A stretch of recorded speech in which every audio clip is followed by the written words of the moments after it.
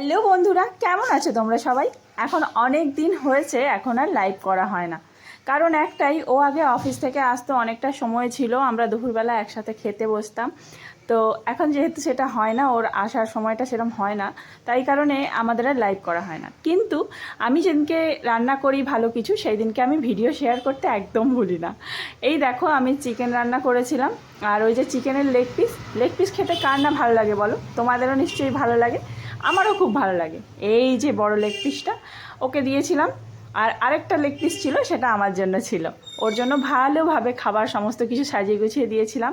আর chicken হলে আমরা একটু রুটি খেতেও পছন্দ করি। তোমরা কারা কারা মাংস দিয়ে রুটি খেতে পছন্দ করো অবশ্যই কমেন্ট করে জানাবে। মায়ের কাছে শুনেছি ওখানে নাকি খুব ঠান্ডা পড়ে গিয়েছে, কিন্তু জানো তো আমি যেখানে আছি সেখানে একটুও ঠান্ডা নেই। এখনও সারাক্ষণ পাখা চালিয়ে বসে থাকতে হয়। একটু পাখা যদি বন্ধ করে দিই, দরদর করে ঘাম দিয়ে দেয়, এতটাই গরম এখানে।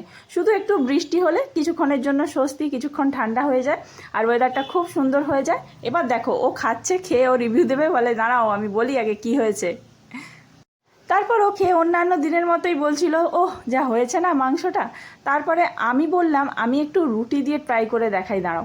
বলে এই যে আমি চিকেনটা ঠিক ভালোভাবে কাটতে গেলাম, যেইভাবে সবাই বেশ নিয়ে ভিডিও করে, কিন্তু হলো না, একটুখানি এসেছে। তারপরে আমি ঝোলটায় ডুবিয়ে খেয়ে নিলাম। টাটা।